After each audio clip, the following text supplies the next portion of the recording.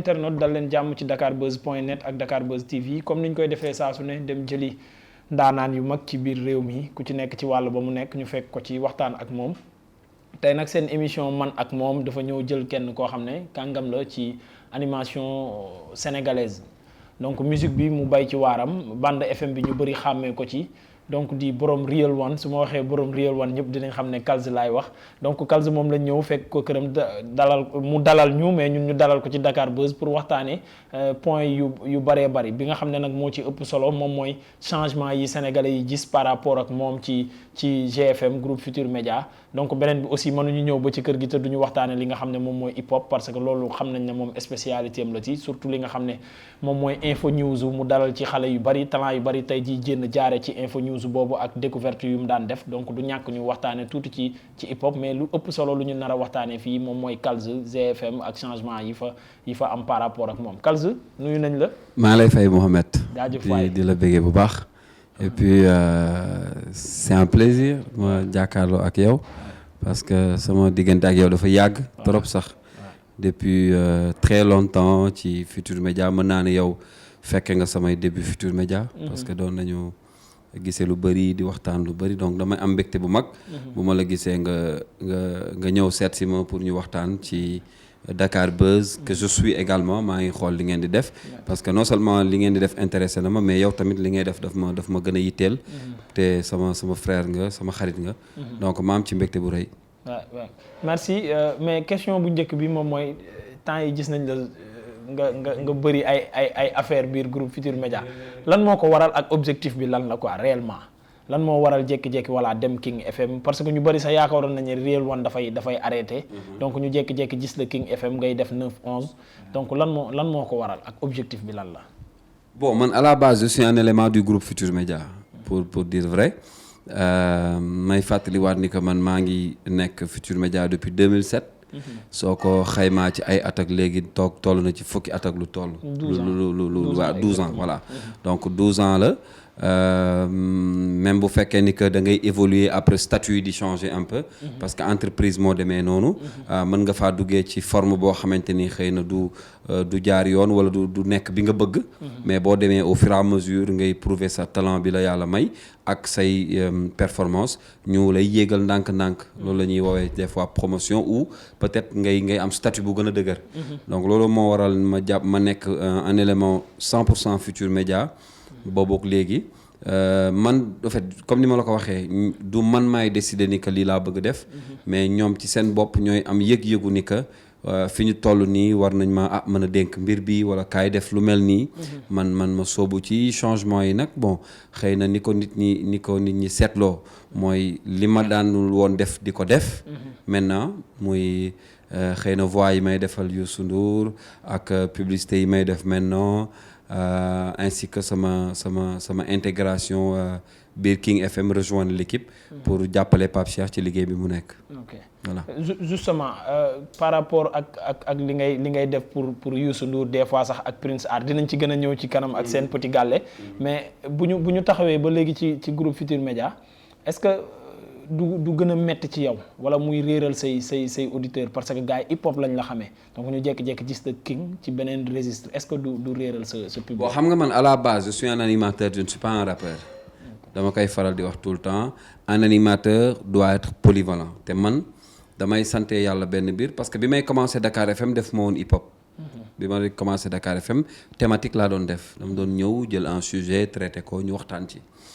ba Michael Souman sax il m'avait conseillé d'aller faire une formation en journalisme parce que dafa gisoon ni que information man daf ma yitteeloon trop mais musique bi dafa nekk passion ci man bi may dugg RFM certes bëggoon naa hip hop bi trop parce que dama ci bëri ay xarit et je vis dans le mouvement hip hop sama zone la sama game la comprendre nga donc ma koy dund di ko animer en même temps ma ciy màgg ak moom di ci dem ak moom mais nag expérience dafay am ci doomu aadama mooy damay dem ba xam ni comme par exemple tey aujourd'hui da ngay gis benn Simon au début da doon rap hip hop hardcore tey il fait une tournée internationale avec benn orchestre traditionnel on l'attendait pas mais loolu expérience la ak évolution li ma nekk def man aussi jàpp naa ni du changement c'est juste benn évolution la ci sama carrière mooy jàng naa gis naa ba xam lan mooy un homme de médias.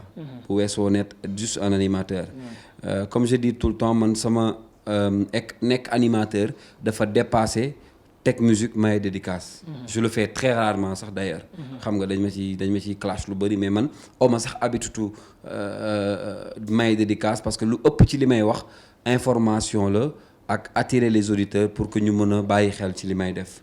Donc ce qui m'a poussé aujourd'hui pour exercer ci yeneen domaine d'animation parce que animation dafa yaatu. comprendre nga loolu moo ma dimbali tey man bi may pour faire une petite révélation bi may def les voix de Youssou Ndour. dama toog tranquillement on m'a appelé la direction m'a appelé ak ñi nga xam ne ñoo yor liggéey bi ne ma kilifa gi kat li la soxla ci yow.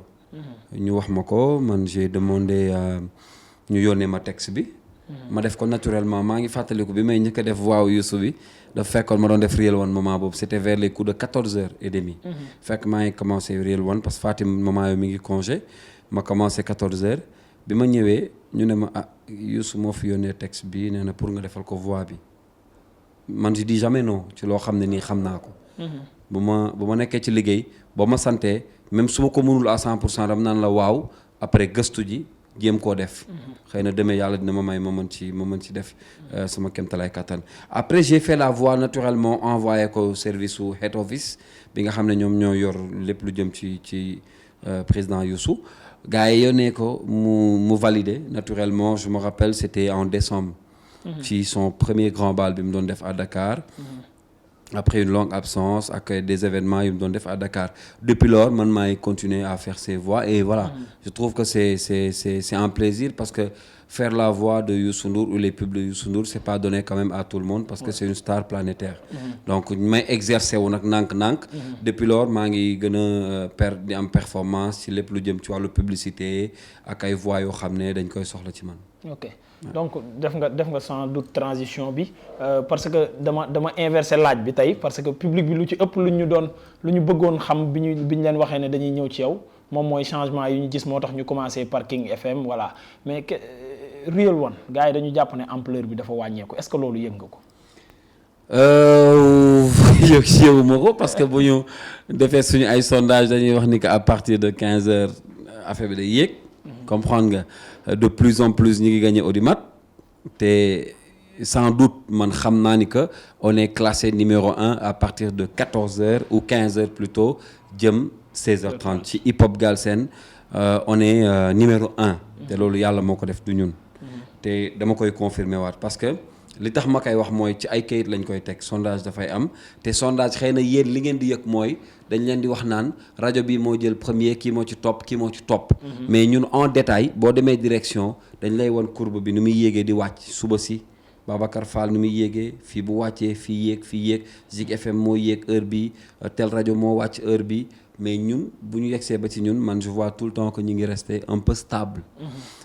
ay sponsors yu bëri def ñu confiance sponsor bu mag boo xam ne ci wàllu téléphone yi ñoo fi jiitu Sénégal depuis presque 5 ans ñi ngi ànd ak ñun te yaakaar naa ni que xam nga bu baax li may wax fii partenaires yi duñ jël seen ay millions di ko fay par weer ci benn émission boo xam ne amul njëriñ te on est toujours avec Orange ba tey bii may wax ak yow heure bu ñu demee dañuy dellu si waat cette année par exemple en 2019 ils ont signé avec nous pendant 1 an service commercial mën nañ ma seede ci li may wax donc ce qui veut dire que émission bu wàcc xëy na sponsor bi du ci intéressé wu ci sama yaakaar donc ñu ciy sant yàlla parce que on essaye peut-être d'innover et d'améliorer ay mbir yu bees pour nit ñi gën ñu bàyyi xel ok balaa may dugg ci beneen question boo xam ne damay génn un tout petit peu damay delluwaat King 9-11 en détail lan ak lan la fa auditeur bon 9-11 à la base Pape Cheikh Diallo moo ma soxla woon ci benn tranche horaire Pape Cheikh may fàttali ni que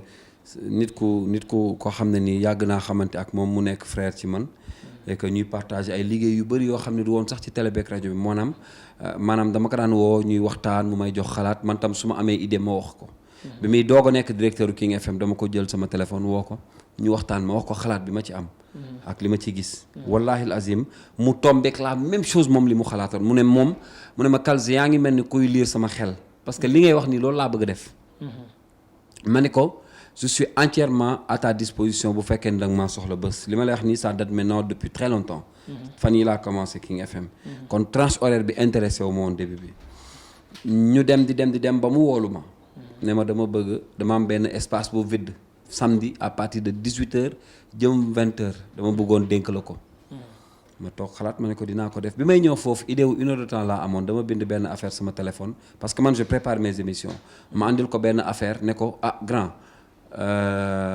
affaire bi laa xalaat 1 heure de temps mu ne ma moom du ma jël en tant que calse du ma utiliser ci 1 heure de temps xalaatu ko prends 2 heures de temps ma ne ko d'accord ma andi benn affaire bu tudd King Univers ou Univers King c'était pour voyager avec la musique boo seetloo loolu laa njëkk a tàmbali tous les samedis 18h 20h bi ma ko commencé mu jàpp 18h jëm 20h benn numéro laa def il m'a rappelé la semaine parce que avec beaucoup de modestie il y a eu beaucoup de retours ci premier numéro bi il m'a dit oui boy sincèrement moi j'ai besoin de toi waxam bi muy faral di wax nit boo tuddee léppam yaa ko catu mais booy dama la soxla léegi nag dama bëgg nga rejoindre équipe bi ma ne ko ay ca bismillah dama la soxla diggante 9h jëm 11h je veux que ñu def fa contenu boo xam ne talk show lay doon on mobilise la rédaction nga wax ma noo ko xalaatee ak noo koy tuddee jox naa la liberté bi yëpp comme man mbir dama koy fulal ma déplacé wu ñëw fekk ko mu pare animation ñu toog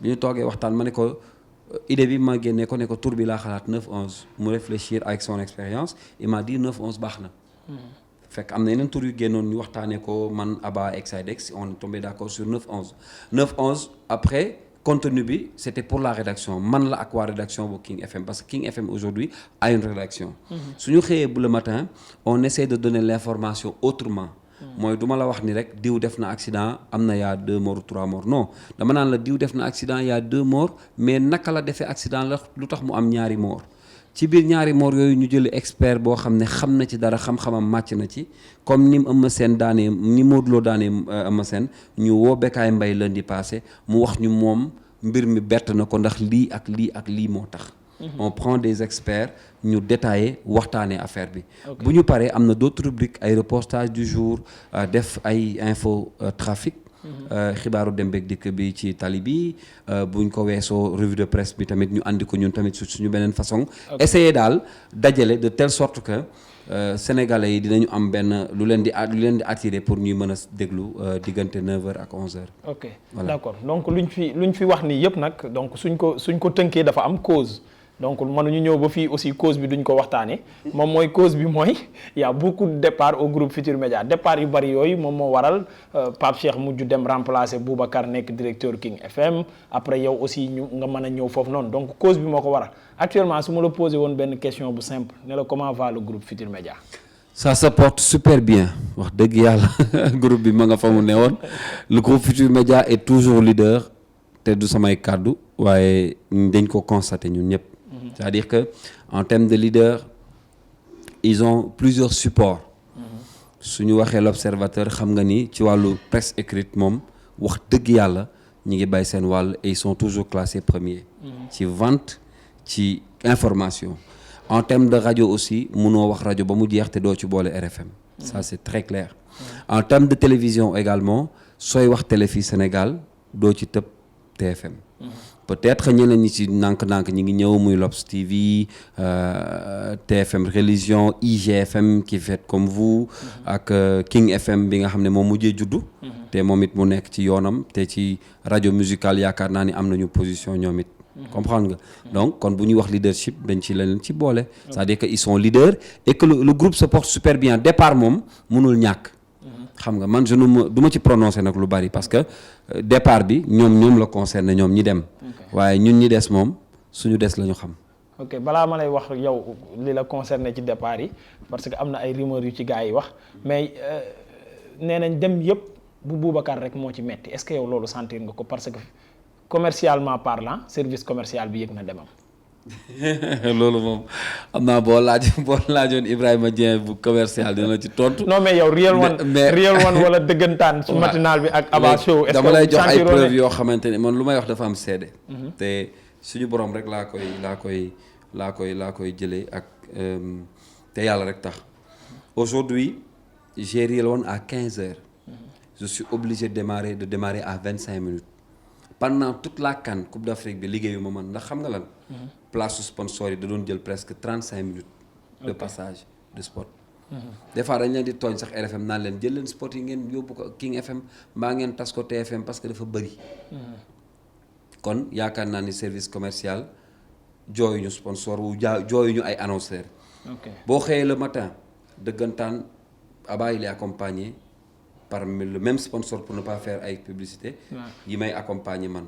te bu leen Abba rek doyoon dañ fay yem mais dañu may gunge man bu ñu ma gungee ba 16h45 ñu ñëw jël ci Sidaat 30 minutes kese ànd ak moom kolos dellu si ñu àndaat ak moom ak ñeneen yoo xam ne ba tey ñi ngi fa te mosuñoo. non mais kon jooyoo leen Boubacar. non Boubacar tu sais lu tax du ma wax ci Boubacar. man Boubacar sama grand frère la. maanaam su ma nee grand frère la mooy mag la ci mam même si on n'a pas tellement de relation dem ak dikkalanteeg wootanteeg et tout ça. mais bët bi ma ko doon xoolee bi muy nekk Futurs Médias moom laa koy xoolee ba tey j'ai beaucoup de respect pour lui. c'est un animateur am na lu mu fi def. te am na lu mu fi bàyyi ba tey te mi ngi continuer di yeggali yoonam. dama koy ñaanal yàlla ci li mu nekk suñu borom yeggaleel ko ci jàmm. oh j'ai rien contre lui wax dëgg yàlla su ma ko soxla woon léegi dama koy woo téléphone ne ko grand lii laa bëgg. nit ku baax la te yàgg na ma rendre service. ci sama liggéey. donc diggante nag Youssou Ndour wala Futurs Médias ak Boubacar Diallo man de wax dëgg yàlla mënu ma ci wax. ok d'accord parce que jiitu na sama ñëw. beneen laaj bi moom mooy ba tey ci cadre boobu donc demam aussi moo tax ñu jox la voix wu groupe Futurs Médias yi. voix wu Youssou Ndour yi. ak lu ci bari bari loolu la parce que Boubacar bu fa nekkoon mooy defal Youssou Ndour voix donc koo xam ne depuis plus de 10 ans moom moo doon def voix Youssou Ndour mu jékki-jékki dem. et tantôt essayé nañ sax doxul. après ñu indi la yow ah sinon arrête. non doxul parce que bu doxoon Youssou Ndour maintenir ko Youssou Ndour c'est pas n'importe qui comme ni nga ko waxee ba voix mu koy jox benn nit comme ça. on a essayé avec voix bu extraordinaire bi mu am yëpp mais ça le fait pas parce que punch bi desoon na yuux yi desoon na. non après ñu jox la ko non defatul voix Youssou Ndour yi calze nangul waay. ala gi fi def ba ay voix. maintenant loolu est-ce que gêné wu la woon tuuti wala nekkul woon responsabilité bu lourde ci sa kaw. non responsabilité bi moo doon yàlla naa ko defee. ni ko Youssou bëggee parce que xam naa ni que nit ku yàlla may la ci li mu nekk. te c'est un très grand professionnel de la musique. su demee ba xelam ne ko man de li Sénégal di rëy yëpp joxaleen ma Calze mu defal ma te yaakaar naa ni que su fekkoon damaa def benn yoon wala ñaari yoon ñu arrêté on peut dire que li ma def baaxul. mais je continue toujours à le faire parce que xëy na jàpp na ni que li may def baax na. ci li ma sama njort bu rafet. pour te dire dama koy def mais duma sax xalaat ni damay remplacer diw wallahi lazim je le fais très naturellement parce que dama jàpp ni mën naa ko ma def ko musuma nekk studio di def voix wu Youssou Ndour di ci xalaat Boubacar Diallo parce que jàpp ma ni damaa remplacer mais dama jàpp ni que dañ maa soxla rek ma def benn mbir ma def ko te gëm naa ni que Boubacar mënoon a nekk ci groupe bi sax Youssou xëy benn bés ne ma defal ma lii parce que am na yeneen mbir yoo xam ne mës naa ko servir grand bi ci ay spectacle ci ay artistes doxal ma lii wala defal ma lii wala mu ne ma Calze ma ne allo mu ne waaw man la diw grand bi ma ne ko waa Youssou mu ne ma andil ma diw ak diw sama bureau ma jàpp artistes yooyu ci loxo yóbbu leen ba bureau Youssou Ndour yooyu ay liggéey la yoo xam ne defal naa ko ak yeneen yoo xamante ni daan ma ko sant bu waree ñëw ci ay spectacle hip hop wala mu war a soxla benn rappeur wala mu soxla avis sax soxla dara ci hip hop bi du tëb kenn dina ma woone ma wala diw woo ma ne ma Youssou nee na nga defal ko lii ma def ko donc bu ma soxlaa ci voix bi tamit xalaatuma ni damay remplacer Boubacar mais dama xalaat ni que soxla na ma pour ma defal ko ma defal ko ok d'accord maintenant départ yi bi mu bëree amul benn yoon sa xel xalaat dem parce que gars yi ne nañ jéem nañ la yóbbaale mais yow yaa bañ est-ce que réellement jéem nañ la yóbbaale et lu bu fekkee yaa bañ lu tax demoo non wallahi la azim nag pour dire vrai avant départ yi di am sax man am na ay nit yu ma soxla woon ci ay rajo yoo xam ne peut-être dañ ñëw bees am ay rajo yoo xamante ne nii nekkoon nañ fi soxla woon contenu heure boobu woo ma am na ñoo xam ne dañu gisoon ni man mën naa def leneen li ma nekk def King FM tey woo ma waxtaan ak man pour jéem ma yóbbu mais au fait man ak Futurs Médias au fait man je suis vraiment un pur produit du groupe Futurs Médias pour dire vrai lu bëri lu ma xam Futurs Médias laa ko xamee man su ma màggee au niveau d'expérience Futurs Médias laa ko xamee parce que dama fa yàgg 12 ans ku ko def ci kër yàgg nga fa information ni ma ko maîtriser te mënee ko noonu te di ko suivre noonu c'est grâce à la rédaction de Futurs Médias man sama fréquentation yëpp ak ay journalistes la foofu. ay Georges laay waxtaanal Babacar laay waxtaanal Babacar ba 2 heures du matin des fois dama koy woo su ma gisee benn affaire wala benn xalaat ma am ko. rédaction laay toog journalistes yi laay kafal damay monter ay éléments journal dama leen di wàcceel ay éléments journal je suis tout le temps avec la rédaction j'ai un contact direct. avec la rédaction de la radio Futur Média. loolu moo waral ma am xëy na notion bi ma am ci loolu. léegi nag ñoom bu ñu ma bëggee jël xam nga ku nekk sa intérêt ngay xool. man aussi damay xool li ma arrangé. xam nga li ma la wax. tey dëgg la bu weesoo intérêt personnel bi. mais loo gis ci àddina tamit kóllëre def cee baax. ak sàmm ëllëg. yow bu ñu toogee fii man ak yow mën a waxtaan te jàmm rek am. c'est parce que rafetal nañ suñu diggante ba dara ñaawul. man ñëw naa sa kër. xam naa sa soxna gis naa say doom. donc jox naa la cër boo xamante ne ni tey. lu mu nit mënti wax dinaa xool loolu ñu seq ma ak yow. c'est vrai donc kóllëre boobu tam man relation humaine bi dafa important trop ci man. te gën na sax difficile aujourd'hui pour ma quitter groupe Futur Média parce que bi ma ñàkkee sama soxna yàggul dara. dafa am taxawaay boo xam ne Birane Ndour daf ko ci am. Youssou en personne am ko ci. ci ay woote ci wax ak man. ci jàppale ma ci laaj ma sama ay besoin ba bi may pare ci dëj bi acte yi mu def yëpp man def sama marqué. ba ci yaayu Youssou Ndour ci téléphone. Abi Ndour ma am ak moom relation tey maa ngi liggéey ak Abi Ngone Ndour ci Prince Art. relation yëpp bu ma ko dajalee tamit. su ma naree def dara dama leen ciy seet. parce que am na lu ma am sama diggante ak ñoom. waaw dinañ tëj foofu noonu wax ci Ngone Prince Art dans son ensemble surtout seen Petit Gallé seen Petit Gallé ban rôle nga fay jouer exactement depuis 2 ans ou 3 ans gis nañ 3 dernières éditions yi ñu ngi la ciy gis donc ban rôle nga ciy jouer exactement est-ce que place bi nga ci amoon par rapport ak xale hip hop yi dafay yokk ren ou voilà dañ ko ci dindi. en fait je suis le directeur artistique ci partie hip hop bi. man maa gérer tout ce qui est les artistes hip hop yi participer ci hip hop bi. maay def sélection bi. critères yi. elle me fait sincèrement pour dire vrai Ngone elle me fait entièrement confiance xam nga lu mu am ci mbir mi. candidat yaa ngi nii ñii ñooy premier ñii ñooy njëkk a compétir kii moo qualifié di wa ci topp. parce que daf may jox l'attitude liberté de faire li ma xalaat parce que wóolu na sama expérience xëy na. donc loolu moo ci sama rôle mais au-delà de version hip hop bi ñu ci yokk. des fois damay toog nii damay am benn idée sama xarit yi mën nañ ma seede ma toog woo ko parce que heure bu ma ko soxlaa daf may jël. day julli sax ma woo ko mu ne ma Kals maa ngi julli ni wala damay werd naa rappeler. ma xam ni am na cër bu mu am ci man ma woo ko ne ko Ngone man de lii laa xalaatoon ci mbalaxmaan yi des fois mën nañ def part hip hop ba mu jeex ma jàppale ko ci régie wu mbalaxmaan yi coordonné organisé ba mu jeex après ma dem parce que je le fais avec le cœur. su ma yegg see Petit Gallé damay fàtte casquette animateur parce que man noonu laa mel su ma sooboo ci mbir dama ciy dem ba jeex. donc loolu mooy sama implication ci biir Petit Gallé diggante bi ma am ak Ngone ak liñ ma dénk ci hip hop bi. maintenant coowal Sodav. yëg nga ko. artistes yi ak Sodav. personnellement en tant que voilà koo xamante ne ni mu ngi ci métier bi culture Sénégal intéressé la nan nga ko dundee ak ban analyse nga ci am ak soo amoon message booy envoyé voilà artistes yi. non man je dis vrai je dis li ma xalaat laa lay wax de parce que du ma changer version. bi coow li amee dama gis ni li ñu def Ngone Ndour noonu du luy loo xam ne ñi ko def du ñoo ko waroon a def. maam góor sama gaañ la sama xarit la. je sais yow xam nga maam sama gaañ la dañuy waxante lu ne. mais cette fois-ci bokkuñu xalaat te bokkuñu position. non est-ce que du li nga nekk groupe Futur Média. wala li ngay liggéey ak Ngone. non maam góor je dis pas yàgg na am problème ak Futur Média wala yàgg na wax dara Futur Média wala mu am beneen position. mu ñëw wax ko nii ñu toog ci jotaay sax mu wax lu ko neex ma bàyyi ko ak sa liberté. des fois événement am mu jël ko yóbbu ko Sen TV n'empêche que dama ciy liggéey. maam góor ménager naa ko. waaw organiser naa événement am. ànd nañ ñun ñaar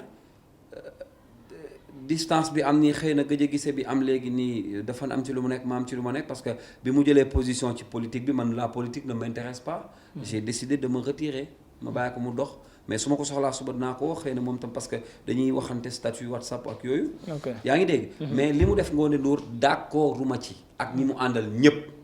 mbir boo ko maîtriser wul. da ngay dem toog nga laajte ñu wax la. ana coow li fu mu mujjee noppi wuñ. bon mënuñu dëkk noppi nañu te ña ca àndoon yëpp am nañu rocceeku. ok parce que ñoom biñ koy def. defuñu ko woon pour intérêt musique bi dañ ko defoon pour jéem a yàqal Ngone Ndour ci li mu nekk. je dis la vérité. dañ ko doon jéem a def parce que dañ bëggoon dal ci kawam ils avaient juste envie de dal ci kaw Ngone Ndour. te defu leen dara. mais heureusement que Ngone Ndour avait amoon na ay preuves ak ay arguments yu solides yu dëgër pour défendre boppam. parce que bul fàtte ni kat Ngoné elle sait très bien communiquer te li muy def xam na ci dara parce que yàgg na ci. bi wax ji jógee dafa toog défendre boppam dawul émission yi dem na kër gi dem na ci télé yi dem na ci rajo yi kaas. wax li muy wax après mu leer. ok d'accord comprendre nga. ouais. voilà donc man damay jàpp ni que ñooñu doon wax dañ doon wax rek pour seen intérêt personnel. Okay. Mais c'était pas pour l'intérêt des musiciens. ok balaa ñuy tëj émission bi ñu wax tuuti ci hip hop. li nga xamante ni mooy sa domaine. waaw sa yëf la quoi. donc tey jii nii mouvement hip hop bi évolution bi talent yu bees yi ñëw ñoom Samba Peuzzi fii ñoom IS 814 ah ainsi de suite tey nan nga gisee situation hip hop bi yenn mag yi tamit jot nañ dee. am na ay retraité waaw am na ñoo xam ne instant bi dañuy xaar keroog maa ngi koy wax si rajo bi ñu may mere. mais am na ay hip hop rappeurs yu bëri yoo xam ne dañuy ceene toog xaar. soit ñu nekk ay producteurs gis nga mucc. bu rafet moo gën bu ñaaw. kon Simon retraité na quoi. non Simon booy la.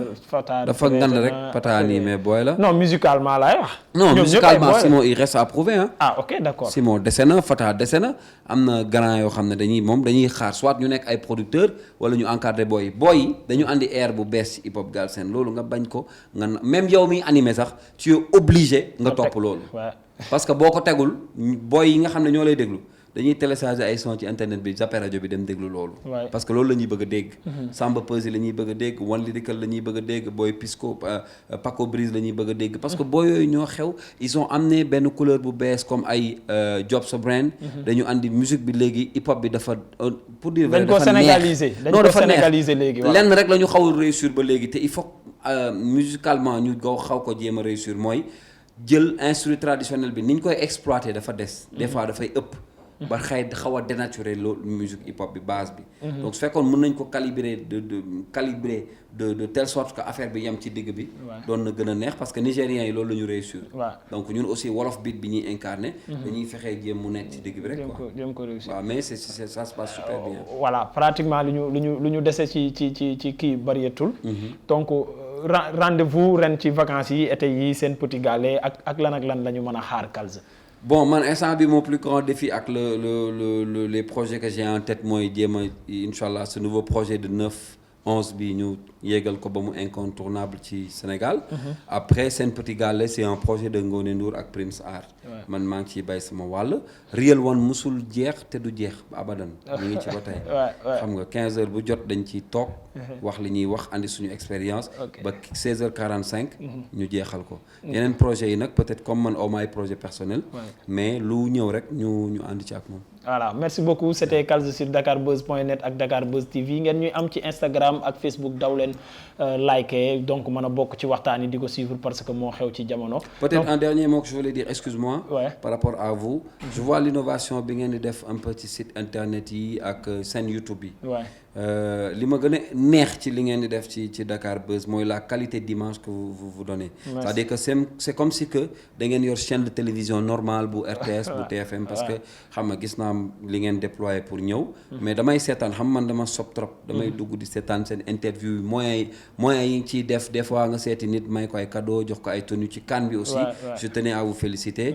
te yow xam naa ne ku bëri bagage na parce que ñoo xaw a bokk formation. tuuti donc maa ngi lay remercier di la gërëm et puis di la ñaanal surtout. merci loolu laa naroon tëjee aussi man sama broda nga yow Safia samay seexandoor ngeen ci métier bi quoi. on a beaucoup d'idées on a beaucoup d'innovation yàgg nañ fu ñu nekk dara duñu doy man damay wax yow Safia man télé dara mënuñu cee doy tout le temps dañuy critiquer yow da ngay def ma critiquer la parfois nga critiquer ma bërki démb Safia daf ma woo téléphone xas ma li ngay def dara baaxu ci te nit ñi ñu ngi alors que nit ñi ñu ngi bëgg mais ñun fi ñuy gis télé fi ñu bëgg a yóbbu télé fi ñu bëgg a yóbbu audiovisuel donc mooy waral esprit critique boobu maa ngi lay remercier yow sama lépp nga dañu yàgg xam nga du tey hip hop bi defandoo nañ ci lu ne rajo defandoo lañ ci lu ne ak télévision Real One nga bokkoon waaw Real One laa bokkoon quoi dama daan ak Aja info news dama daan jéem a indi lépp Aja RFM di xëpp gars yi di woo ay Alaaji Assane Gueye ay membre Ibra Kane rajo bi li ngeen di wax dara baaxu ci xuloog ñoom Nicolas des fois ñu ñëw tekk brassard rouge voilà Nicolas maa ngi lay nuyuwaale donc ay souvenir lañ fi nekk di wax nii